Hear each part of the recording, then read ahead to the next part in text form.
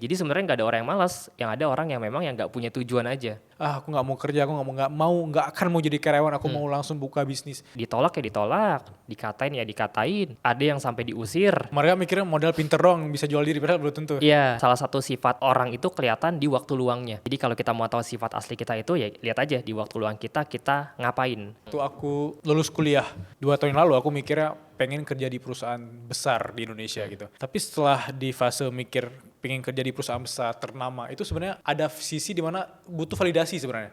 Oke. Ingin dianggap keren ya. Lebih baik kehilangan masa muda daripada masa depan. Gedung besar yang ada di Jakarta, yang ada dimanapun itu kan terjadi 2 kali mereka bilang. Terjadi di otak, baru terjadi di fisik. Halo semuanya, kembali lagi di podcast Suara Berkelas. Hari ini aku Bilal bareng teman aku Fahmi dari Mahir Digital. Gimana kabarnya Fahmi? Halo, assalamualaikum Mas Bilal. Alhamdulillah sehat. Waalaikumsalam. Hari ini kita ngomongin dari sisi yang berbeda ya kalau ngeliat digital marketing ya. Tapi aku penasaran nih, mungkin teman-teman Suara Berkelas juga penasaran latar belakangnya Fahmi. Kok bisa sih seorang Fahmi, menurut aku masih muda banget. Tapi udah punya 4.000 member kurang lebih di Mahir Digital, dan prosesnya gimana? Boleh ceritain nggak Fahmi? Oke, sebelumnya makasih banyak Mas Bilal buat undangannya. Senang bisa sharing di sini sama teman-teman semua ya. Salam kenal, saya Fahmi Auditia. Jadi sebelum terjun ke digital marketing itu saya 2012 itu kuliah. Jadi terjunnya itu sekitar 2015, kurang lebih sekitar 10 tahunan lah. Oke. Kalau diakumulasi gitu.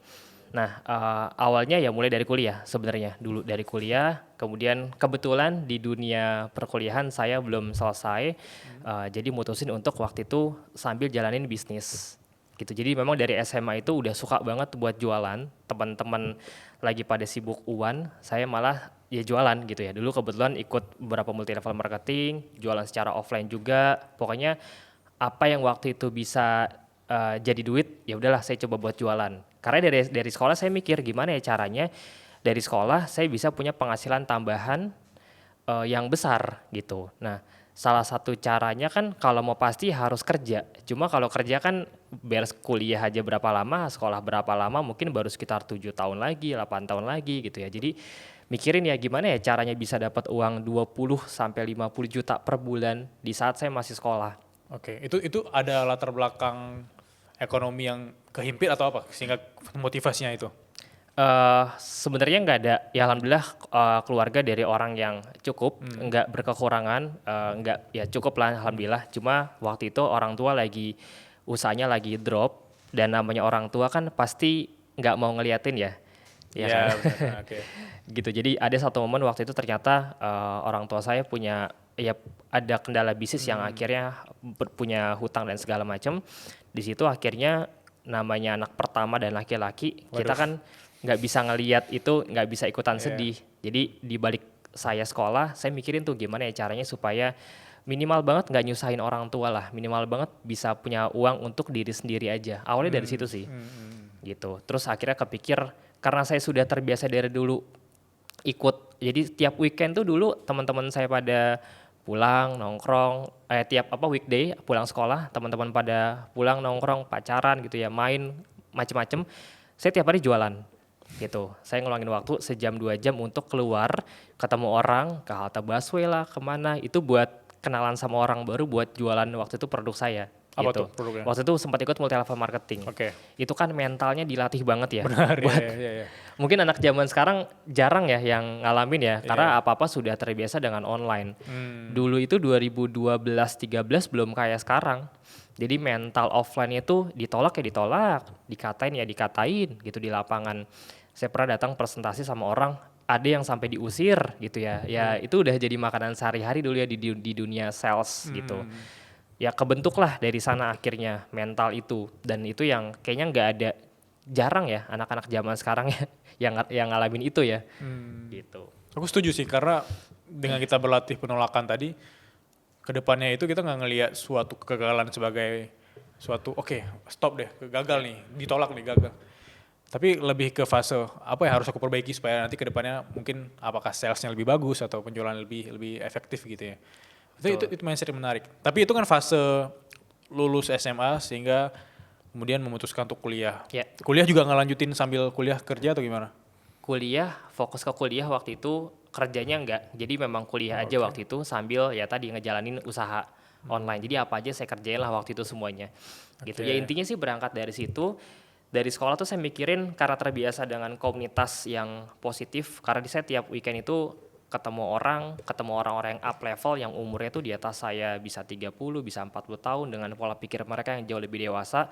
Jadi saya tuh circle-nya ditemenin sama orang-orang yang berhasil Yes. gitu ya. Jadi umur saya masih bocah berapa belas tahun, tapi circle saya rata-rata tuh udah puluhan juta. Akhirnya kan keikut ya. Ya kita kan tergantung dari 5 orang terdekat kita kan. Keikut di sana. Jadi mindsetnya setiap weekend itu saya pakai untuk ya belajar, training, seminar dan seterusnya. Akhirnya kebuka pikiran. Salah satunya adalah buku yang sempat merubah hidup ya, Berpikir dan Berjiwa Besar. Itu biasanya kalau masuk ke dunia kerja atau di asuransi, di multi level tuh biasanya suka diwajibin tuh buku Berpikir dan Berjiwa Besar. Ada satu titik di mana saya mikir gimana ya caranya, saya belum pernah ngalamin ini tapi bisa dapat 50 juta pertama gitu. Nah satu-satunya jalan kayaknya jualan, karena masih sekolah kan. Tadi ya butuh waktu sekian tahun untuk lulus SMA, kuliah, itu pun begitu kerja nggak pasti kan dapat angka segitu gitu ya. Ya UMR biasanya di awal kan kalau kuliah sekian gitu ya, masih jauh banget. Itu sih latar belakangnya di awal. Akhirnya mutusin untuk ya udah deh cobain apa aja yang ada di depan mata. Saya coba kerjain tanpa ngeganggu sekolah waktu itu. Sekolah Oke. dan kuliah gitu. Oke. Sampai akhirnya selesai kuliah, memutuskan tetap di dunia usaha atau melamar kerja atau gimana prosesnya? Nah, sampai akhirnya satu titik saya keluar dari kuliah itu bukan karena nilai. Oke, keluar. Iya, Maksudnya keluar maksudnya? jadi nggak kan kuliah nih. Oke. Kuliah kan biasanya jadi saya terakhir tuh semester 7 karena Oh, ngulang. I see. Oke. Ngulangnya banyak banget. Orang 1, 2 kan ngulang ya. Saya semuanya ngulang. Mata kuliahnya ngulang semua. Oke. Gitu. Kenapa? Karena nggak masuk. Gitu. Jadi bukan karena datang ikut ujian abis itu nilainya jelek gitu. Karena memang yang nggak kuliah aja gitu. Kenapa nggak kuliah? Karena saya kalau bahasa sekarang mungkin malas. Iya. Nah tapi kalau ditelusuri lebih dalam sebenarnya bukan karena malasnya. Karena saya nggak punya tujuan di kuliah tersebut. Oh, menarik. Nah itu poin utamanya sih. Jadi sebenarnya nggak ada orang yang malas. Yang ada orang yang memang yang nggak punya tujuan aja. Gitu. Karena orang-orang yang nggak ada tujuan itu ada distraksi kecil biasanya gampang banget tuh ke distract Ya, dan kayak ada sesuatu yang lebih menarik dia malah memilih jalur yang lebih menarik tadi. iya betul. Dan mungkin aku tangkap versi distraksinya Fahmi mungkin waktu itu mungkin kayak jualan lebih menarik kali ya. Iya. Terus saya nyobain magang Oke. di tempat om sendiri padahal waktunya fleksibel, bebas. Itu baru nyobain berapa minggu kan magang 3 bulan, 6 bulan gitu kan. Saya baru nyobain berapa minggu udah ngeluh. Jalan dari pagi naik motor macet-macetan sampai kantor udah basah kuyup, keringetan. Udah gitu kerjanya jam 11 siang, saya jam 1 udah pulang. Itu pun saya masih ngeluh gitu ya. Karena ya nggak terbiasa aja gitu ya kayak tiap hari ke kantor di balik layar yang menurut saya kayak nggak ada tantangannya. Gitu. Tapi ini disclaimer balik lagi tiap orang beda-beda Benar, ya kan. benar. Ini kan versi saya sendiri gitu. Jadi bukan karena males, tapi lebih ke saya nggak ada tujuan ketika kuliah ini nanti ujungnya mau kemana sih gitu. Nah, poin pentingnya sebenarnya buat teman-teman yang sekarang kuliah, Iya. ini soalnya banyak yang nanya, banyak banget yang nanya soal berarti lebih bagus mana antara kuliah atau bisnis. Wah ini bisa jadi salah konteks nih kalau nggak paham sama jawabannya Benar. kan. Iya. Soalnya banyak orang yang berlindung di balik Steve Jobs aja nggak beres gitu. Iya. Mark Zuckerberg aja kayak gitu kan banyak banget ya yang berlindung di balik kayak gitu. Pertama mereka lulusannya juga lulusan yang jelas terkenal. Yang kedua mereka sebelum memutuskan untuk nggak lanjut, mereka emang udah punya tujuan. Mereka udah ngebangun platformnya sendiri gitu. Jadi begitu mereka keluar pun emang mereka sudah punya tujuan sendiri. Nah, saya begitu memutuskan untuk ada satu titik di satu ruangan waktu itu lanjut gak ya gitu. Itu nilai semua, teman-teman lagi pada masuk ke dalam buat revisi semua. Lanjut gak ya, lanjut gak ya. Akhirnya yaudah deh, bismillah nggak lanjut gitu. Jadi bukan males ya. Di titik itu saya mikir karena saya udah punya tujuan yang lebih besar. Gitu. Ya udah. Jadi putus kuliah itu, nggak lanjut kuliah itu bukan karena nggak mampu ngikutin pelajarannya, mata kuliah dan seterusnya, bukan, karena punya tujuan yang lebih besar lagi yang buat saya ini lebih penting. Dan saya mikir kalau saya terusin kuliahnya, sampai sekarang pun kayaknya buat saya sertifikat segala macamnya nggak kepake. Bahkan ya 2 tahun terakhir ini cukup sering diundang sama kampus dan beberapa kali sempat, Mas udah kamu dosen aja gitu. Iya, iya, iya. Gimana Pak, saya D3 juga belum. Iya. Tiba-tiba Mungkin disuruh karena dosen. penyampaian Fahmi itu lebih gampang dicerna kali dari sisi Ah, iya. praktisinya kali ya. Kan minimal S2, S3 kan. Itu sempat beberapa dosen nyuruh saya untuk, Mas jadi dosen. Mungkin lebih ke dosen tamu kali ya, Bisa tambahan jadi ya, ya. gitu. Nah jadi poinnya, kalau ditanya, saya bakal pilih jalanin dua-duanya. Kuliah jalan, bisnis jalan, kalau bisa kerja juga sambil jalan, kenapa enggak ya S2-nya jalan, usahanya jalan, kerjanya juga pengalaman juga, itu kan lebih enak gitu. Jadi jangan dibandingin, jangan dipilih mendingan kuliah atau usaha. Ya pertama tiap orang beda-beda, yang kedua kalau memang keduanya bisa all out, ya udah jalin aja dua-duanya gitu. Setuju sih. Jadi saya nggak kontra ya sama kuliah, saya Karena malah pasti banyak yang nyaranin. nanya ke Fahmi kayak, berarti kuliah nggak penting dong Fahmi gitu ya? Ya, Karena jalur betul. Fahmi yang udah ngelakuin hal tersebut kayak orang mikir, oh ya aku mau ikut kayak Fahmi deh, drop out kuliah, pengen buka bisnis. Tapi kalau memang di kuliah kita ada tujuan, ada goals, apakah mau jadi dosen kali ya S1 atau S2, itu menurut aku masih benar kan, masih di jalur Ya, yang benar. karena Gitu. banyak teman saya yang berhasil di kuliah, usahanya juga jalan. Ya, Jadi ya. kuliahnya jalan, usahanya jalan. Nah kebetulan di bidang saya kalau mau jualan, nggak perlu ilmunya ilmu lapangan. Oh menarik nih. Ya, jadi nggak perlu terlalu banyak teori di kuliah yang sebenarnya bisa dipelajarin di lapangan, bahkan di YouTube, ChatGPT, networking sama orang gitu. Tapi beda cerita kalau teman-teman mau jadi dokter, ya nggak bisa kan lewat ChatGPT dong kan. Dan yang Fahmi kerjaan ini juga nggak butuh gelar kan, Ya, jadi ya, semakin mendukung kalau lu sekarang udah sadar ini penting di usia bahkan 18 tahun, 19 tahun, why not untuk fokus di jalur ini aja kan? ya. Jadi tergantung tujuan. Nah masalahnya anak-anak umur belasan tuh nggak ada yang tahu real mereka tujuannya mau kemana kan. Masih nyoba sana nyoba sini. Benar. Kalau emang tujuannya jelas untuk jadi dosen, ya udah lanjut kuliah sampai S2, S3 gitu ya. Jadi tergantung emang teman-teman sekarang tujuannya gitu, mau kemana Ya kadang aku juga gitu. mikir pas aku masih 17 tahun dulu, ini orang kenapa udah tahu tujuannya ya? Apa ada yang ikut kedinasan ya? Ada Oh yang iya. langsung nggak langsung kuliah tapi udah tes sana tes sini, udah langsung memutuskan 20 tahun 30 tahun hidup mereka kemudian diambil di 17 tahun. Ya. Ada banyak orang kayak gitu. Tapi ini kan subjektif ya. Ada yang mungkin jalurnya kayak Fahmi, proses dulu 10 tahun baru Betul. ketemu titik di mana oh aku di sini nih gitu. Tapi kenapa digital marketing pertanyaannya?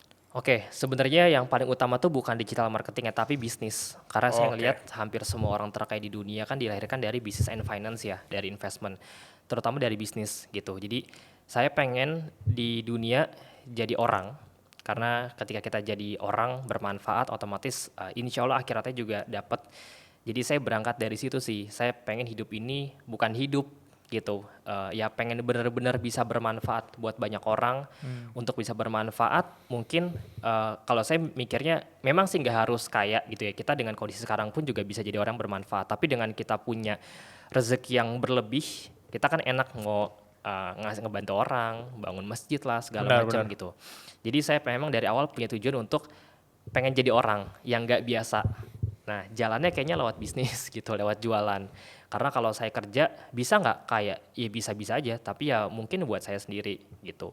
Dan lebih banyak keterbatasan aja. Kalau usaha kan kita walaupun resikonya gede banget, tapi kita bisa punya banyak idealisme atau ide apapun yang bisa kita lempar ke bisnis kita kan, gitu. Tapi kan tadi balik ke titik di mana tadi Fahmi bilang aku orang kayak nggak cocok dari versi kerja atau karyawan. Tapi apakah jadi karyawan itu kayak harus kejar uangnya dulu? Let's say aku jadi karyawan nih 5 tahun. Ya. Kerja uang dulu nih 5 tahun, di tahun kelima udah dapat uangnya, baru deh aku mau buka bisnis gitu. Dari POV-nya Fahmi, apakah kita jadi karyawan harus punya mindset lain, dan kalau mindset itu penting, mindset apa harus kita punya sebagai karyawan gitu? Oke, ini juga disclaimer lagi, bukan berarti karyawan sesuatu yang tidak baik gitu ya. Kalau disuruh jalanin juga saya akan milih kuliah, Oke. kerja, jadi karyawan, baru ya udah mulai usaha. Karena saya pun juga fasenya gitu, kerja dulu sekian tahun, Cuman mindset kerja saya ini bukan yang akan terus-terusan kayak gini. Jadi walaupun saya kesehariannya kerja, tapi di balik itu tuh saya emang punya kemauan yang tinggi untuk belajar lebih lah dari yang lain gitu ya. Jadi kalau bisa, bahkan teman saya banyak yang nyaranin kalau bisa kerja dulu maksudnya. Karena ngelatih disiplin, udah gitu ya kalau kita ngomongin soal kan ada orang yang kayaknya kepentok apa itu passion segala macam kan, ada Yes. yang ngebahas ke sana. Ya udah kerja aja nggak apa-apa. Kerja itu banyak nilai plusnya, dan emang ya ini ya balik ke tujuan sih. Ada yang tujuannya ya dengan hidup UMR atau 10 juta udah tenang aja gitu sampai kapanpun, ya kan. Jadi Iya. emang nggak bisa disamain mau kerja kayak mau usaha atau apapun gitu ya. Cuman saya tetap prefer kerja dulu, dapat pengalaman, dapat relasi. Dari kerja itu kita bisa punya banyak pengembangan, networking. Pasti yang paling pasti itu ilmu. Karena saya dapat privilege itu, saya kerja langsung ketemu dengan founder Oke. gitu. Jadi karena saya kerja, begitu beres kuliah saya usaha, karena usaha saya ini memang kerjanya keras gitu ya. Maksudnya saya benar-benar yang all out di digital marketing sampai akhirnya saya dilirik, diajakin kerja sama gitu. Dan alhamdulillah privilege-nya ini saya ketemu sama mentor saya sekaligus ya founder. Karena saya pernah dengar kalau mau kerja di sebuah perusahaan, coba cari yang kalau bisa level sama foundernya deket gitu. Apalagi kalau dulu mungkin zaman Gojek kalau bisa di 100 orang pertama yang pengembangan itu ya, Iya. pengembangan perusahaan. Karena itu titik di mana lagi mau naik banget. Jadi jangan yang turun banget, jangan yang terlalu tinggi kayak perusahaan-perusahaan besar kan kita juga udah agak susah untuk jadi Benar. level-level yang tinggi kan. Iya. Gitu. Jadi di level yang ini kayaknya perusahaan yang mau growth dan kita untuk akses ke foundernya deket gitu. Jadi kita bisa benar-benar explore. Saya tonton videonya Ko Andrew kalau pernah dengar yang punya pegadaian ribuan cabang ya. Itu beliau bilang kamu ajuin ke founder, Pak apa yang bisa saya lakuin untuk naikin, maksudnya kita ngajuin ya, apa yang bisa kita lakuin untuk naikin omset perusahaan yang dia nggak tahu. Itu kan pasti bakal disayang banget gitu ya sama Iya, foundernya kan. iya, Pasti iya. bakal jadi anak emas Tapi karena kalau foundernya open minded juga sih. ya betul. Makanya saya bilang tadi kan privilege saya ketemu sama founder yang benar-benar ngasih saya jalan sih. Jadi ilmunya dapat, tapi beliau juga ngasih wadah buat saya untuk explore banyak hal di situ. Ini menarik Gitu. banget ya, karena kenapa aku tadi senyum-senyum, karena aku pernah punya pikiran yang sama. Waktu aku lulus kuliah 2 tahun lalu, aku mikirnya pengen kerja di perusahaan besar di Indonesia gitu.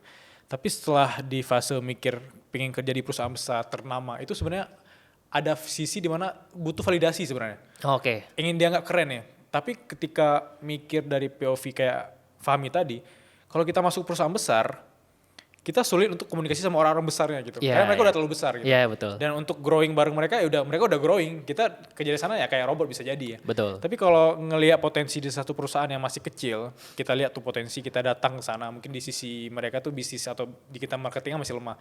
Kita masuk, Iya, kita iya. belajar di sana, growing bareng mereka, kita bisa jadi bagian dari cerita suksesnya mereka. Itu kayak bikin aku oh iya benar juga ya apa kata Fahmi tadi ya.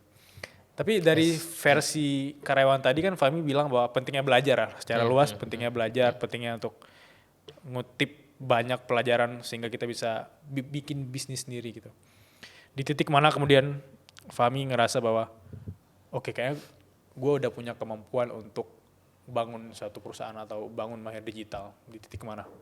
Di titik income saya sudah melebihi income saya di perusahaan yang bisnis yang baru sudah melebihi gaji Oke. atau income yang sebelumnya. Karena saya kan kalau di Steven itu saya tipikalnya sensing introvert. Itu tipikal yang duit kalau belum cukup itu takut untuk ninggalin bisnis tersebut atau kerjaan tersebut. Jadi titiknya waktu itu, oh ini kayaknya setelah 6 bulan sampai 1 tahun, ini udah 10 kali lipat income-nya melebihi dari yang sebelumnya, saya mulai consider tuh untuk ya udah coba untuk fokus resign terus fokus ke bisnis sendiri gitu. Dan kemudian proses aku penasaran sama Mahir Digital ya.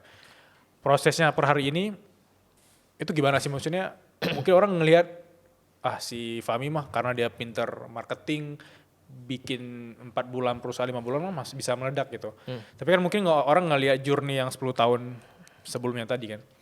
Nah, kenapa Fahmi kemudian ngerasa bahwa oke, aku bisa nih, marketing digital bisa nih, percaya diri gitu. Sehingga dapat Oke. member yang memang loyal, dan sekarang aku dengar juga cerita teman-teman, banyak nih orang juga terbantu sama marketing digital gitu. Ya, Kenapa ya. tuh? Oke, ini sebenarnya cukup dalam karena sebenarnya nggak bikin My Digital pun ya alhamdulillah dengan pengalaman yang sudah ada, saya jualan pun juga sebenarnya kan bisa kerjasama dengan banyak orang, agensi, jualan produk gitu ya. Jadi begitu saya resign dari perusahaan sebelumnya, saya kerja cuma 1 kali gitu ya. Oke. Nah itu saya bangun personal branding, sebenarnya nggak niat mas. Jadi dari tempat saya kerja itu, saya dapat ya alhamdulillah dapat banyak banget ilmu dan pengalaman karena langsung dari founder yang nurunin ilmunya ke saya. Dan wah itu kalau teman-teman tanya kerjanya kayak pebisnis karena jam 1 pagi di landing page nggak bener, ya udah saya revisi jam 1 pagi gitu. Oke, oke. Landing page itu kan harus mikirin copywriting juga, ini sectionnya di mana, fotonya gimana, angle yang tepat apa gitu ya. Sesimpel titik salah aja tuh saya benar-benar di apa ya, Koreksi ya? ya dikoreksi gitu. Dan dulu saya ngeluh, tapi sekarang itu jadi satu hal yang bikin saya malah bersyukur. Karena detail tuh nggak semua orang punya ya. Yes. Orang kebanyakan ya udahlah gitu. Tapi saya belajar soal kedetailan, saya belajar soal profesional. Kalau nggak kerja, saya nggak mungkin belum tentu ya bisa sampai di titik sekarang gitu. Karena pengalaman itu yang sebenarnya lumayan mahal. Jadi itu saya kerjain semua jam 1, jam 2, bahkan besoknya saya pernah benar-benar nggak tidur karena harus presentasi paginya, bikin slide dari jam 12 sampai jam 4 subuh, jam 5 subuh habis sholat harus jalan, paginya presentasi. Siang-siang jam 12 baru beres, baru tuh tidur di mobil 3 jam, 2 jam gitu ya. Itu dialamin bahkan melebihi saya bisnis. Maksudnya di posisi sekarang saya bisnis saja nggak segitunya kadang. Kerja keras memang, tapi nggak segitu kerasnya. Di pekerjaan dulu, wah itu keras banget. Nah itu kan ngelatih banget mental. Nah disitulah saya dapat banyak ilmu dan saya dapat 100 juta pertama tuh di situ. Oke. Waktu di kerja, saya ngerjain produk herbal waktu itu buat pelangsing badan, ada sekitar belasan produk. Nah itu salah satu produk yang winningnya, dapatlah momentumnya, boom sampai bisa ya angkanya lumayan besar lah waktu itu ya, benar-benar mecahin rekor saya yang sebelumnya saya belum pernah jualan tapi bisa besar di perusahaan tersebut gitu. Nah karena berhasil, jadi kan saya tahu polanya, ada pola gagal, ada pola berhasil. Oke. Nah pola ini yang akhirnya saya pelajarin dan ini yang bikin saya jadi ya lebih yakin gitu karena udah dapat polanya ini kan sebenarnya gitu. Itu sih. Sepenting itu juga sih copywriting ya, apalagi di landing page ya. Iya. Wah keren sih maksudnya. Gitu. Tapi kan itu ilmu-ilmu tadi kan pasti nggak cuma di keep di lu sendiri doang gitu. Nah akhirnya gara-gara saya dapat hasil di sana, saya share semua pengalaman saya di YouTube mas. Oh, oke, itu cerita titik Iya. balik bikin YouTube gitu. Iya benar. Oh, Jadi oke. itu titik kalau ditanya sebenarnya secara teknis ya walaupun ini udah semuanya kan izin Allah ya dengan perjalanan doa lah segala macam gitu. Tapi kalau ngomongin soal teknis apa sih yang dilakuin, itu sesimpel saya kepikiran untuk COVID ya. Oke. Waktu itu kan COVID ya. Jadi di rumah. Ya udah deh, saya coba karena emang saya suka sharing juga, saya share di YouTube. Terus Oke. share-nya juga ya udah share aja. Dengan tujuan ya udah ilmu gitu ya. Iya, nggak ada antar subscriber apa AdSense gitu ya. Iya, iya. Sampai sekarang nih AdSense-nya kecil banget gitu. Kecil, bener-bener kecil banget. UMR juga jauh gitu, nggak nyampe per bulannya ya. Jadi ya udahlah share aja dan itu ternyata buat orang itu bermanfaat banget. Jadi dari komen-komen YouTube itu sampai detik ini yang say thank you gratis ya mas ya, kan YouTube kan tonton gratis ya. Gratis. Kalau Mas Bilal lihat tuh bener-bener nggak ada editan yang canggih, udah Oh, laptop, oke. laptop Itu kayak Zoom. kayak Zoom gitu ya. Iya. Aku ada notice kemarin ya. Oh udah lihat ya, laptop Zoom nggak ngedit apa-apa, nggak ada cut yang gimana-gimana, udah rekam saya ngomong karena Share emang screen ya, ngomongin share screen. kayak kita Zoom Iya, meeting iya, atau iya. Google Meet kan, jadi nggak ada editan, saya nggak punya tim videographer, tim editor tuh sama sekali nggak ada, semua saya sendiri yang ngerjain, ngedit, ngerekam, posting. Nah ternyata memang oh ilmunya alhamdulillah bermanfaat buat banyak orang, kemakan lah sampai view-nya tuh bisa berapa ratus ribu dalam Iya, waktu yang iya. cukup cepat. Nah yang bikin saya kaget itu ternyata banyak yang ngomong di komen itu bisa dapat 5 juta pertama. Karena nonton video gratis tadi. Iya, gratis Iya, di iya. YouTube gitu ya. Dan saya niatnya yaudah berbagi aja. Dan di situ kayaknya titik saya bisa sampai di fase ini karena doa dari mereka. Yes. Itu yang doain mas benar-benar bikin saya merinding gitu ya. Tiap hari tuh sampai detik ini tuh yang notif-notif kan masuk ya. Itu Iya. benar-benar doanya tuh ya itu yang mahal ya, doa kan nggak bisa dibayar dengan apapun ya. Doa dari banyak orang, massal yang doain kesehatan saya, Mayer Digital dan seterusnya. Ya berawal dari situ sih. Jadi saya punya pengalaman, saya sharing di YouTube dan ternyata ya banyak yang nonton gitu. Apalagi doanya diketik, diposting dan jadi jejak digital. Jadi terus didoakan terus itu nggak akan selesai gitu. Iya, menarik, Iya, menarik. bener. Akhirnya dari dapat loyal audience di YouTube tadi, kemudian berani untuk buka Mayer Digital dan sekarang membernya udah luar biasa ya. Dan gimana cara maintain, ini aku penasaran sih, kayak kita kan ngomongin digital marketing kayak sesuatu yang umum banget dari POV seorang yang benar-benar berangkat dari multi level marketing sampai kemudian jadi karyawan juga, tadi sempat berhenti kuliah juga. Gimana ngelihat digital marketing dari seorang Fahmi dan nge-maintain lu punya bisnis itu gimana sih? Ini aku cuma penasaran aja gitu. Oke. Pertama, sebelum ke sana mungkin banyak yang nanya hasil dari YouTube. Jadi dari YouTube itu sebenarnya ini sebulan itu bisa 500 sampai 1.000 orang yang kontak ke adminku. Saya punya sekitar 2 admin, itu sampai sekarang Mas. Dari awal tuh puluhan, ratusan, sampai akhirnya di titik yang sekarang bisa sampai 500 sampai 1.000. Itu nggak pakai ads ya, murni YouTube ya. YouTube ya organik jatuhnya ya, tanpa ads dari YouTube. Mereka nonton, baca di bio, nontonin yang lain juga, kemudian dari situ mereka banyakin kontak. Nah dari situ tuh saya dapat banyak kerjasama. Banyak banget, jadi sampai detik ini tuh bisa 1.000-an yang kontak tuh, ada yang ngajak kolaborasi produk, Mas saya punya produk nih. Bahkan ada pengusaha di Bekasi yang mereka udah siap gudang sama budget miliaran. Waduh. Mas udah Mas, saya dukung Mas semua gitu ya. Bikin bisnis skincare, saya juga udah punya gudangnya segala macam. Jadi personal branding itu ternyata kan tanpa sadar saya sebenarnya lagi ngebangun ya personal branding kan. Cuman gak diniatin waktu itu kan. Tanpa sadar ternyata personal branding itu ngerubah semuanya. Nah di situ akhirnya saya punya banyak relasi ya, termasuk kerja sama dengan banyak podcast juga, diundang sama kampus segala macam. Cuma gara-gara YouTube. Itu belum pakai IG. Jadi murni dari YouTube doang, trafficnya lumayan banyak, kerja sama. Akhirnya saya sempat ngejalanin sampai 9 project waktu itu Mas. 9 brand. Brand orang semua lah. Jadi fun Sendiri? Sendiri waktu itu. Jadi fun fact-nya saya 9 tahun nggak punya produk, tapi bisa jualan gitu ya. Jadi saya benar-benar, nah ini mungkin tips juga buat teman-teman ya. Yang paling penting tuh memang punya ilmunya dulu. Ya punya ilmu digital marketingnya, ngerti nguasain semua soal strategi, funneling, ads gitu ya, CS ya, dan banyak hal perintilan lainnya. Karena kalau itunya udah punya, kita punya value yang nggak banyak orang punya. Yes, that's the point ya. Nah ketika itu terjadi, ya orang nyamperin. Ada gulanya kan, semutnya udah nyamperin yang banyak. Magnet juga ya. Magnet bener. Dan di Indonesia itu banyak orang yang jago banget bikin produk Mas, tapi nggak bisa jualan. Yes. Ya kita sebagai orang yang ngerti jualan ya udah kolaborasi akhirnya gitu. Ya udah akhirnya saya kolaborasi sama banyak orang, dan sampai detik ini pun kalau ditanya peluangnya masih gede banget karena masih banyak banget yang ngajak kerja sama. Cuma mereka pasti nge-filter orang, dan dengan mereka ngelihat YouTube, sosmed, IG saya nggak perlu jelasin kan. Benar ya. Iya kan. Yeah. Kalau dulu nggak ada sosmed ya orang butuh pitching. Yeah. Siapa sih kita segala macam. Sekarang udah benar-benar kebantu banget dari sosial media gitu. Nah dari situ kerja sama banyak orang, burnout karena udahlah sikat lah semua lah gitu. 10 project tiba-tiba dijalanin. Akhirnya ada di satu titik yang saya harus fokus. Karena biasanya kan alurnya gitu ya. Di awal sikat aja semua, kerjain karena nggak tahu rezekinya dari mana. Tapi begitu udah dapet titik fokus yang paling gede, telur yang keranjang yang ketiga, mulai kecilin. Akhirnya saya cut-cutin semua, dan itu kan berat ya, penawaran jalan tapi saya harus nolak, itu kan berat banget sebenarnya kan. Tapi ya memang begitu tuh hukum orang-orang yang sudah berhasil tuh, kebanyakan mereka gedenya tuh di satu bisnis dulu, baru buka cabang ketika bisnisnya sudah besar kan gitu. Akhirnya saya cutin, cuma jalan 2-3 project. Terus nah awal mula ngebangun MD ini sebenarnya lebih ke panggilan hati. Karena komennya terus berdatangan, intinya dari hati paling dalam tuh saya pengen banyak orang merasakan kayak saya Mas. Sebenarnya berangkat dari situ doang sih. Iya, sesimpel itu ya. Sesimpel itu doang.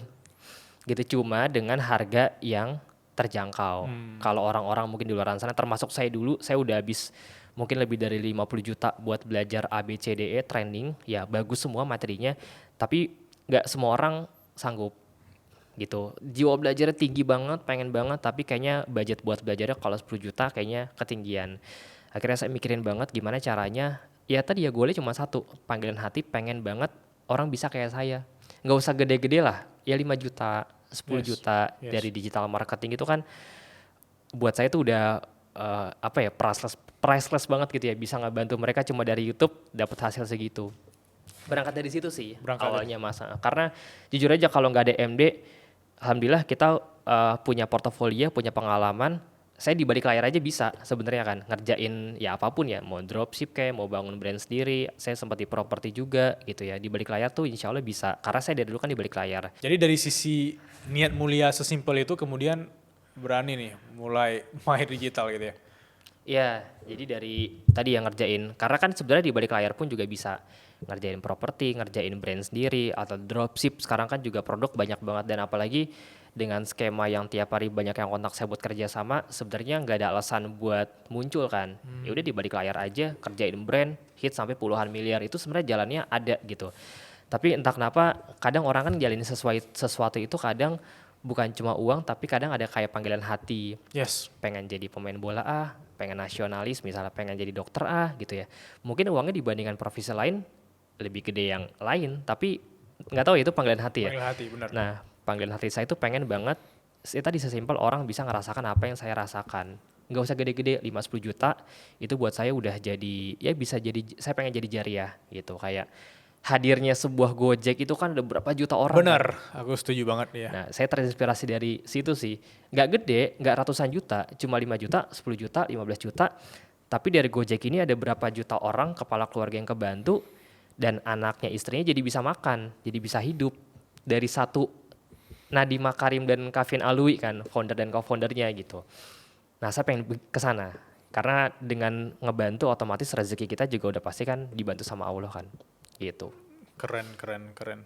Tapi aku juga penasaran nih, maksudnya ada nggak sih cerita teman-teman yang emang terkesan oke 5 juta, 6 juta, tapi sangat-sangat terbantu ya kalau emang gaji mereka di bawah UMR gitu. Ini Ya. kalau misalnya sampingan 5 juta, 6 juta, yang dimana kelas atau mahir digital ini punya produk kan kayak bisa terjangkau banget bagi siapapun. Ada nggak studi kasus seorang yang kayak, Mbak Fami, thank you banget nih, aku udah gini-gini, fase aku gini-gini. Intinya lu bikin ini karena emang lu pernah punya masalah ini kan, punya masalah kayak join kelas ini kayak mahal ratus puluhan juta gitu, makanya lu bikin versi yang murah. Nah, ada nggak cerita orang yang kayak, Fami, gue udah menghadapi ini dan karena lu gue gini, Oh ya. boleh ceritain nggak?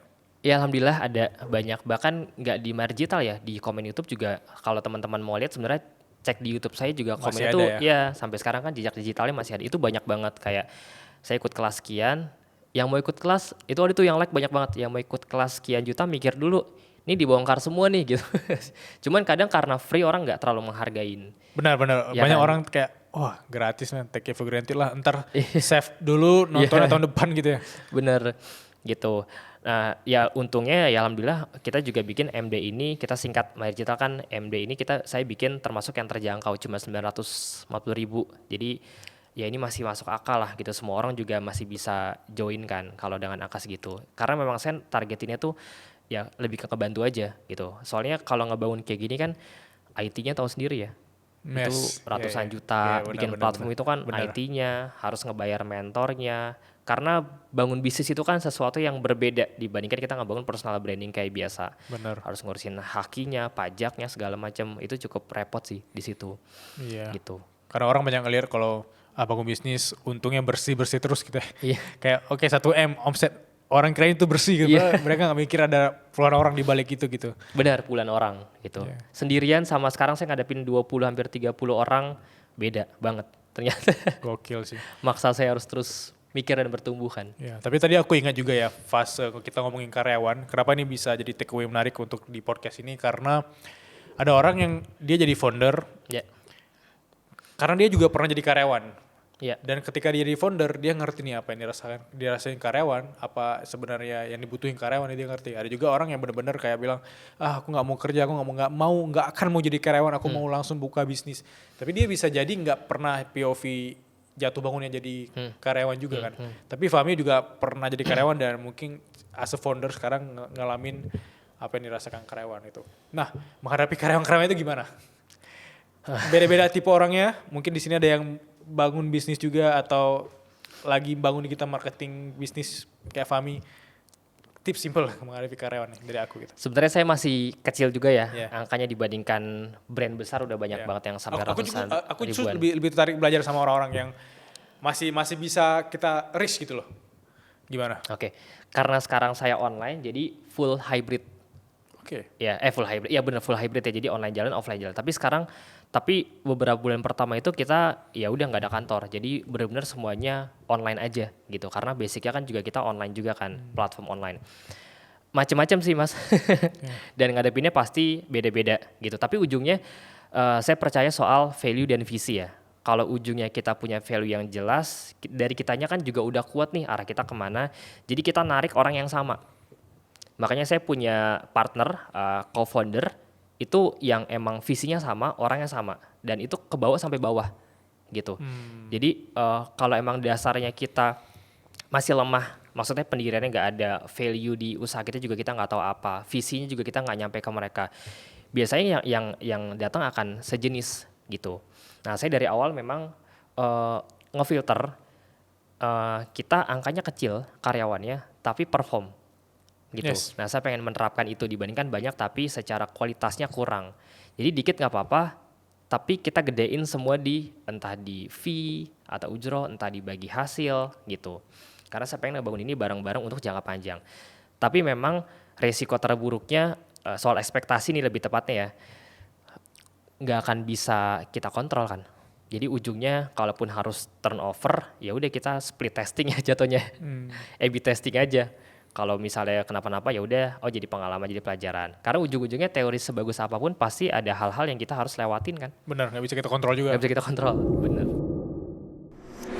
Dari Yayas.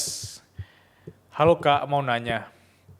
Kalau misalnya aku ikut jadi member My Digital, tapi berasah skill untuk bisa diterima kerja, bisa nggak sih? Oke. Ini lumayan banyak sebenarnya mas yang nanya soal digital marketing itu. Banyak yang belum tahu. Orang itu kan ngelihat digital marketing itu cuma buat jualan. Pertama digital marketing itu tuh sesuatu yang kan luas banget ya. Digital marketing aja kan luas banget. Bisa online, bisa offline. Terus dan ini partnya juga sebenarnya cukup banyak. Kalau ngomongin marketing kan ada sales lah, ada advertising, ada CS, ada konten, ada branding gitu kan banyak banget. Jadi yang teman-teman perlu tahu fokusnya mau kemana dulu, mau mulai dari mana. Nah kalau saya pribadi dulu mulai dari dropship dengan memahami skill advertising. Itu ilmu basic banget lah. Nah dulu SMA kuliah itu saya fokusnya di CS. Jadi saya dulu jualan pakai BBM. Oke, iya tuh. Tahu ya? Tahu. Sangkatan. Iya, tahu. Pakai BBM, jualan herbal, dulu pelangsing badan, peninggi badan, dulu sempat viral tuh. Ya, mungkin yang nonton banyak yang seumuran tuh banyak yang tahu gitu. Dan skill pertama saya itu adalah di skill jualan lewat BBM gitu. Nah, dari skill jualan itu akhirnya saya naik jadi skill, itu kan skill CS berarti ya. Akhirnya saya naik jadi skill advertiser ya, ngiklan. Nah, dengan kita ngerti dua ini, itu bukan berarti kita ngerti digital marketing. Itu masih jauh banget sebenarnya. Jadi saya tuh baru benar-benar paham soal digital marketing secara keseluruhan. Itu mungkin lebih dari 5 tahun, 7 tahun. Karena di dalamnya ada positioning, ada funneling gitu kan. Kita harus tahu value atau USP produknya itu apa. Nah, itu yang nggak banyak orang tahu. Orang taunya nonton YouTube, ngiklan, besok kaya. Iya, itu sering tuh ya. Sering kan, apalagi yang datang nanya ke saya Japri atau kelas gitu. Mereka berharap dengan mereka ngerti soal teknik beriklan, besok bisa langsung kaya gitu. Ya ada sih memang harapan itu ya, tapi bukan berarti konsepnya kayak gitu. Karena itu baru dari sekian puluh poin yang kita kuasain gitu. Jadi digital marketing ini cukup luas, cukup dalam. Nah kita perlu tahu kita mau kemana arahnya. Nah kalau didalemin, saya pernah bahas tuh ada 7 level. Salah satunya bisa dipakai buat kerja, bisa dipakai buat saya bikin agency. Jadi saya sampai sekarang sebelum bikin MD itu 9 tahun, saya nggak punya produk, saya jual produk orang semua, affiliate. Berarti kan di situ saya nggak punya produk sama sekali dan saya cuma punya ilmunya, kerja sama orang. Jadi nggak punya produk pun juga bisa gitu ya. Jadi bisa dipakai buat kerja, bisa dipakai buat ya udah pasti jualan produk sendiri, buat kerja sama-sama orang atau kolaborasi, affiliate juga bisa, atau bahkan sesimpel kita invest aja gitu. Jadi ada lumayan banyak yang bisa kita dalemin. Nah, dunia kerja itu cukup dalam sebenarnya dan cukup banyak. Eh, Kalau kita ngomongin kerja deh ya, sebenarnya kan semua orang tuh butuh ilmu digital marketing kerja, Setuju, benar ya? setuju. Bahkan sebenarnya bukan digital marketing, lebih ke jualan. Karena kita kerja pun tanda kutip jual diri Yes, lewat CV. yes. Kenapa milih saya untuk jadi manajer gitu? Kenapa milih saya untuk jadi direktur? Itu kan kita harus bisa untuk ngejual diri. Makanya banyak orang yang skillnya jago, tapi dia nggak bisa ngejual diri, nggak kemana-mana. Karena ini dua part yang berbeda. Benar. Sama. Modal mereka mikirnya modal pinter doang bisa jual diri, padahal belum tentu. Iya, benar ada banyak aspek lainnya. Sama kayak punya produk, kok nggak bisa jualan? Ya karena beda skill bangun produk sama skill jualan itu dua skill yang berbeda gitu. Jadi skill jualan ini penting banget. Jadi bukan cuma skill digital marketing. Digital marketing kan bagian dalam dari jualan kan. Kita mau kerja. Kita kerja di anggap perusahaan lah. Perusahaan itu kan pasti butuh omset. Dan omset ini yang generate, yang ngelakuin adalah orang marketing. Orang marketing zaman sekarang itu pasti ngejalanin versi digital. Sepatu terbesar di dunia, brand apapun, sekarang tuh udah pada masuk semua ke Meta, ke IG, Yes. ke TikTok. Benar kan? Yang di TV itu semua sekarang udah hybrid juga Beralih ya. Iya, beralih juga. TV ada, radio ada, di jalanan ada, di Meta, IG pun juga, Google, YouTube semuanya ada. Jadi semua perusahaan tuh sekarang butuh digital marketer. Nah, masalahnya adalah nggak banyak orang yang mumpuni. Karena tadi ya supply demand-nya masih beda banget gitu ya. Supply-nya dikit tapi yang demand-nya yang butuhin tuh banyak banget gitu. Jadi jawabannya bisa karena saya pun kepake ilmunya buat jualan produk sendiri, buat kerja, buat kolaborasi gitu. Nah, jawabannya eh, kita fokusnya di My Digital itu memang salah satunya kan uang, pengen supaya mereka dapat income. Tapi Benar. di luar itu sebenarnya kita nggak fokus ke uangnya doang, tapi ke pengembangan dirinya Yes. gitu. Jadi gimana caranya mereka masuk sini ngerti ilmunya. Karena kita nggak bisa kontrol member ini dapat uang 10 juta, itu benar-benar di luar kontrol semua. Sama kayak kuliah kita nggak bisa kontrol dia lulus kapan. Karena kita cuma bisa sebagai dosen ngasih program dan kurikulum terbaik. Nah, di Merit Digital juga sama. Kita fokusnya ngasih program kurikulum terbaik supaya mereka ngerti dan paham ilmunya. Jadi mereka punya value. Entah nanti mereka mau pakai buat dropship atau mau kerja, terserah. Tapi banyak gitu. Kayak contoh teman saya yang akhirnya sekarang jadi mentor, ngerjain brand travel umroh. Itu sekarang omsetnya bisa puluhan miliar. Dari yang awalnya dia datang, ini salah satu cerita yang Iya, iya. akan saya ingat banget sampai kapanpun, dan dia juga jadi perubahan hidup buat dia juga soalnya. Dia datang ke saya, ngutang mas, Oke. dari luar datang ke Jakarta, ikut kelas, ngutang, jadi jual motor, ikut kelas. Itu mindsetnya salah, karena berharap abis jual motor besok kaya. Ini bukan untuk dicontoh ya, ini buat jadi cerita aja, buat jadi pengalaman. Dia jual motor, ikut kelas ke saya offline, dan dia nggak punya penghasilan sama sekali, uangnya udah habis gitu. Terus kalau saya tahu kayak gitu kan saya bisa ngebantu gitu ya. Ya udah ya intinya bisa ngebantu lah. Cuman dia nggak cerita itu, dia ceritanya pas sudah selesai. Dan yang lebih ironis lagi dia di Jakarta itu nggak tahu tinggal di mana. Lihat entar lah, tipikal karena masih muda. Lihat entar lah, udah yang penting ikut kelas dulu karena berharap besok dapat duit. Kan itu kan mindset yang salah banget kan. Akhirnya karena dia tahu, ya saya tahu cerita itu, saya bantu dengan cara waktu itu dropship produk. Terus saya bantu kerja sama bagi hasil, dia kerjain iklannya. Oh itu rugi total semuanya. Oke. Rugi lah pokoknya. Karena pemula kan, saya niatnya Iya. udah ngebantu aja. Akhirnya dia coba kerja, nggak diterima kemana-mana. Sampai akhirnya dia kerja di satu perusahaan, travel umroh, jalan sekitar 6 bulan sampai setahun. Kan dia punya ilmu nih mas. Dia Iya. punya ilmu, si perusahaan ini memang butuh ilmunya. Dan perusahaan ini sudah siap untuk keluarin budget iklan dan segala macam. Ketemu kan. Nah, dia punya ilmu tapi nggak punya budget, nggak punya produk, nggak punya apapun kecuali ilmu ini. Makanya ilmu ini sebenarnya nggak doang gitu. Ilmu Iya, ini iya, yang berharga benar, gitu. benar. Ilmu ini value. Dari situ dia dikasih budget iklan sama perusahaan ini 300.000 per hari. Sampai sekarang sebulan itu bisa ya mungkin setengah M, 300 sampai 500 jutaan. Dan revenue-nya saya hitung-hitung pokoknya bisa sampai puluhan miliar. dia nggak punya modal sama sekali, nggak punya produk sama sekali, kerja sama, sekarang bisa dapat puluhan sampai ya puluhan juta lah dari kerja. Jadi kerja tuh, dia nggak jualan soalnya, jadi bener-bener kerja digaji masuk kantor, tapi ya tiap hari ngerjain produknya si bosnya itu, travel umroh gitu ya, lumayan terkenal. Udah sekarang bahkan jadi manajer kalau nggak salah PSVV gitu, dia Gokil. punya 5 sampai 6 tim. Masih muda banget. Bisa nikah, bisa punya mobil. Sekarang hobinya juga udah lumayan banyak lah dari situ ya. Nah itu bener-bener nggak ada yang tahu kan jalannya kan. Ya benar. Gitu. Dengan kerja itu ya. Bentar. Mungkin tadi terkesan ini orang ambisi banget tiba-tiba jual motor ya. Iya. Tapi sebenarnya di sisi lain ada potensi yang kemudian bisa dibayar dari ambisi dia tadi gitu. Dan ya aku jadi kebayang satu poin menarik dari pertanyaan dia yang kayak Bang Fahmi bilang tadi. Mungkin orang ngelihat bahwa aku mau jadi mahir digital. Langsung ke poinnya aku biar dapat kerja. Siapa tahu dengan dia join mahir digital, bukan ketika dia udah dapat ilmunya, malah dia kepikiran buka bisnis sendiri gitu. Iya. Jadi lucu kan, kayak awalnya pengen dapat kerja di mana mungkin nggak mentok-mentok nih, kayak oke dapat kerja kayak UMR gitu. Tapi ketika dia udah belajar mahir digital, udah tahu ilmu-ilmu kerangka-kerangka poin-poin penting ya, malah dia kepikiran buka bisnis. Karena ada orang kayak gitu, aku yakin ya. Bener. Nggak tahu rezekinya di mana sebenarnya. Bener. Tapi kalau intensi dia emang ilmu ya menurut aku tuh positif ya. Bisa jadi dia malah dapat rezeki di tempat lain. Iya. Pertanyaan kedua.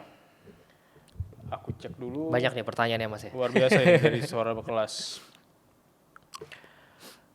Oke, Min, aku masih mahasiswa. Namanya Aprilia. Aku masih mahasiswa, tapi aku penasaran untuk mulai digital marketing. Boleh nggak sih kasih tips simple untuk pemula? Kayak aku harus berangkat dari mana? Mulai dari mana? Mahasiswa nih, tapi dia mungkin pengen dapat pemasukan sampingan kali ya. Oke. Saya tiap mutusin sesuatu pasti mulai dengan 2, reward sama resiko. Itu yang saya jalanin setiap saya jalanin bisnis apapun. Rewardnya apa, resikonya apa. Yang paling penting kita meminimasi resiko. Ya jelas lah kalau kita masuk ke dunia digital, dropship, kerja sama-sama orang, jualan produk, itu kan rewardnya nggak terhingga kan. Bisa tiba-tiba yang sekarang 3 juta, 10 juta, 50 juta gitu. Nah tapi perlu pikirin resikonya juga. Nah kalau di saya, karena saya spesialisnya di advertising, awalnya berangkat dari sana, jadi saya jualannya itu pasti pakai modal gitu. Nah ini beda-beda nih, ada yang orang fokusnya ke TikTok spesialis, ya cuman bikin konten, nggak perlu ada budget segala macem, bisa gede dari sana. Tapi kalau saya memang fokusnya ke advertising, karena itu sesuatu yang bisa langsung dikerjain dan terukur semuanya. Jadi yang pertama, jangan banyak teori, langsung aja dikerjain. Mungkin apapun ya, bisa dropship, bisa reseller. Jangan bangun brand dulu, karena bangun brand butuh ilmu, pengalaman, modal, relasi, banyak. Dan risikonya juga pasti besar, harus stok produk lah segala macam. Mulai dari yang simple dulu, dropship atau apapun itu reseller, mulai dengan budget kecil. Karena semua tim saya yang sekarang bisa iklan miliaran itu 50.000 sampai 100.000 dulunya per hari. Jadi semua mastah dari angka kecil juga pasti. Jualan dan batasin resiko. Misalnya teman-teman punya uang sebulan cuma 500.000 buat iklan, ya udah. Ini uang belajar yang siap hilang gitu. Jadi mulai dari yang kecil, dropship apapun boleh, kemudian langsung cobain iklan. Dan saran saya jangan terlalu banyak teori. Teori penting untuk jadi fundamental dan jadi pengetahuan, tapi setelah itu langsung aja kerjain. Separah-parahnya paling ruginya 100.000 sehari. 3 hari nggak ada hasil, jelek, stop dulu, review lagi. Jangan kayak saya dulu, soalnya kesalahan saya itu dulu pengen sempurna. Oke, ya. Ya kan, biasanya kan orang kalau mulai penyakitnya pengen sempurna, ya udah. Belajar dulu tuh saya Mas, berbulan-bulan nggak praktek, terus abisnya juga udah lumayan banyak buat ikut training segala macam. Pas nyebur di lapangan sama aja, rugi-rugi juga gitu ya. Saya paling sering kasih analogi kalau mau berenang, cara paling gampang itu nyebur dulu, belajar singkat setengah jam teorinya, nyebur, karena tenggelam juga. Dibandingkan nonton YouTube 5 tahun cara belajar berenang. Yes. Tahun ke-6 nyebur juga, tenggelam juga kan. Jadi sama-sama tenggelam, cuma bedanya ketika tenggelam ini kita baru belajar gitu. Jadi saran buat mahasiswa udah langsung aja sikat, kerjain apapun yang ada di depan mata. Ini kalau ngomongin mahasiswa ya, Iya, kalau iya. ngomongin yang umur 30 udah punya keluarga pasti beda. Beda. Nah, dengan resiko yang sudah kita minimalisir. Menarik ya, menarik. Tapi kalau misalnya ada nggak sih cerita mahasiswa yang benar belajar. Kalau tadi kan mungkin aku nggak tahu dia mahasiswa atau enggak yang tadi jual motor ya, tapi kalau misalnya POV-nya mahasiswa join main digital tapi dia sebagai sampingan, itu kan karena kalau belajarnya nggak cuma live Zoom doang kan, ada recorded videonya, jadi dia Ada. bisa nonton kapanpun ya. Betul. Oke, menarik. Yang motor itu jangan dicontoh ya. Itu yang jual motor demi ikut apapun itu jangan. Tapi Jangan ya tadi mungkin poin pentingnya sih dari sisi dia ini orang ada ambisi, tapi kadang dia nggak mikir resiko-resiko lain kan, apakah itu bakal ditagih atau tiba-tiba utang yang banyak banget gitu ya. pinjol gitu. Iya itu resiko paling bahaya sih. Hindari Pinjol lah. judul tuh paling bahaya sih. Ya. Tadi ada pertanyaan terakhir ya. Pertanyaan terakhir dari Itsariansyah. Kak Fahmi, boleh ceritain nggak proses bisa berapa lama sih sampai bisa pecah telur? Apakah 1 bulan, 2 bulan, atau 3 bulan? Pecah telur kalau mau jualan. Itu nggak tahu. Dia pertanyaannya cuma pecah telur. Ya mungkin kalau baru banget mulai digital marketing, pecah telurnya berapa lama gitu ya. Ya. Itu macam-macam Mas, ada yang sehari juga ada yang setahun, ya tergantung orangnya balik lagi. Tapi kalau di My Digital itu banyak yang kurang dari sebulan. Jadi hitungan mingguan itu banyak yang udah pecah telur gitu. Karena benar-benar semua tergantung dari ya orangnya, balik lagi. Dari kita kan cuman bisa kayak kuliah ya, ngasih program, kurikulum, ngasih edukasi gitu ya. Kita bikin webinar rutin seminggu tuh bisa 1 kali minimal, jadi sebulan bisa 4 kali. Kopdar offline kita tiap bulan keliling kota gitu ya. Sekarang udah mau jalan ke 4 sampai ke 5. Bahkan webinar pun kita mau tambah sampai 8 kali gitu, yang umum, yang formal sama non formal. Jadi kita mikirin banget supaya mereka bener-bener masuk MD itu at least dapat ilmu. Uang tuh nggak bisa dikontrol, at least dapat ilmu. Tapi dengan ilmu ini efek sampingnya mereka juga jadi dapat banyak penghasilan. Nah kalau ditanya ada yang sehari, hari ini join, besok jualan. Karena emang kita kan bantu juga ngewadahin dalam bentuk kita kasih produk yang list produk yang memang laku gitu ya. Tapi memang ya ujungnya kita harus testing lagi dengan sendiri karena emang tiap orang kan beda-beda gitu. Jadi tergantung orangnya. Fokus kita bikin gimana caranya kita sebagai dosen ibaratnya ya masuk kuliah ini yang terbaik nih, programnya, kurikulumnya. Perkara dia nggak praktek itu kita nggak bisa maksa kan gitu, nggak bisa ngeluarin, nggak bisa maksa. Ya perkara dia praktek atau enggak itu udah urusan dia gitu. Jadi ya alhamdulillah kalau di My Digital itu angkanya lumayan gede. Setiap webinar itu at least 500-700 yang webinar live gitu. Jadi tingkat prakteknya juga tinggi karena kita mungkin sekarang bisa dibilang satu-satunya kali ya yang benar-benar ngasih wadah segininya gitu. Grup WA tuh aktif Mas 24 jam.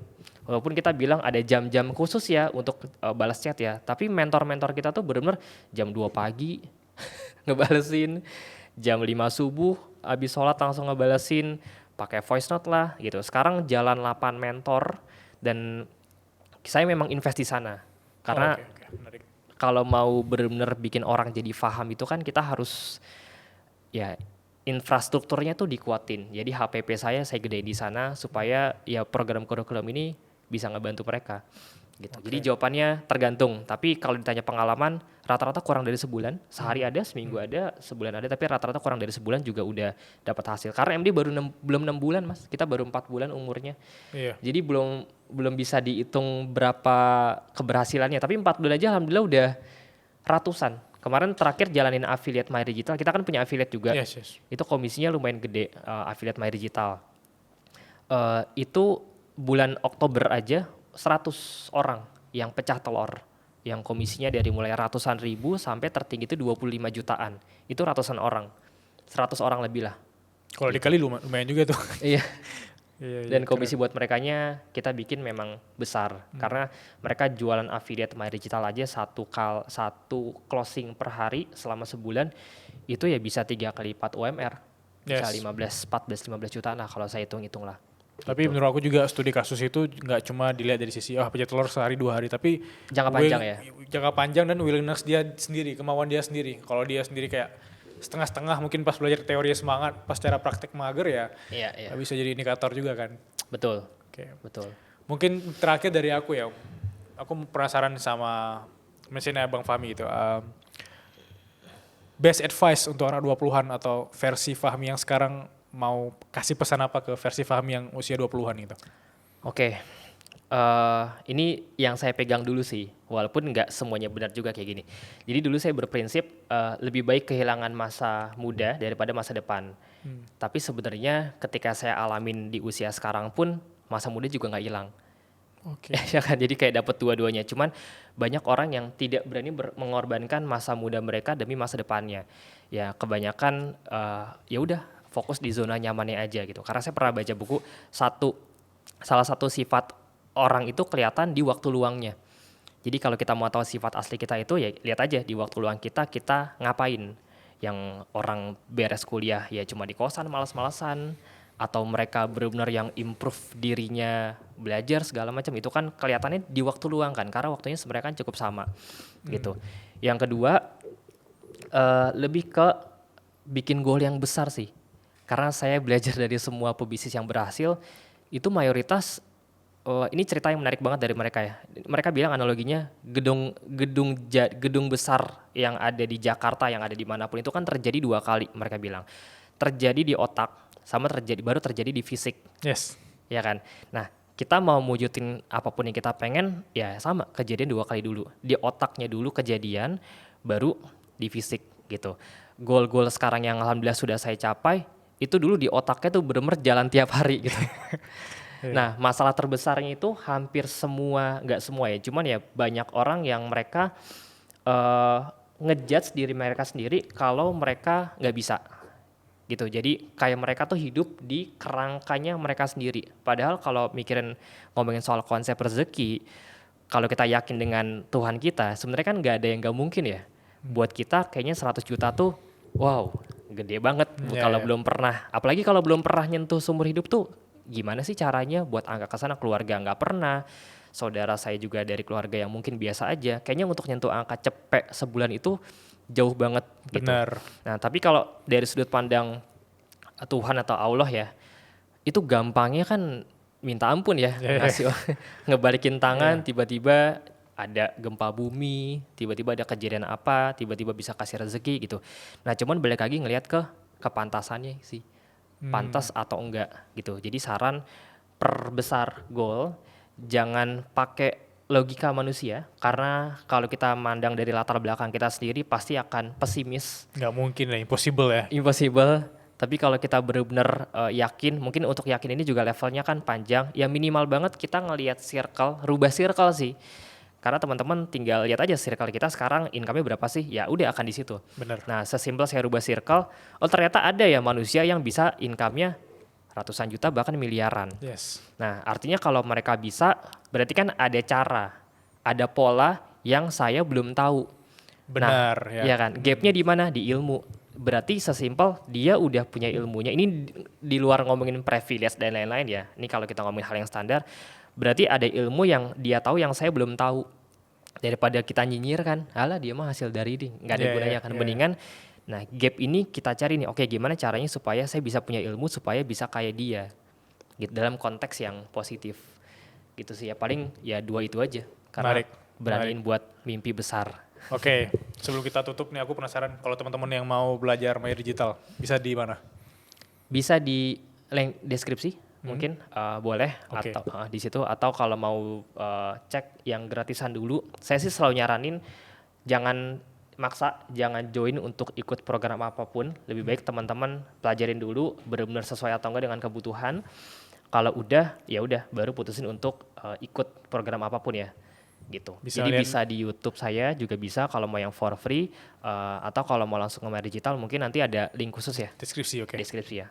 Oke, Gitu. makasih Mas Fahmi. Ini insightful banget. Kita belajar banyak hari ini. Sama-sama. Sehat Thank you terus juga ya. Mas Bilal. Amin, amin. Terima kasih semuanya.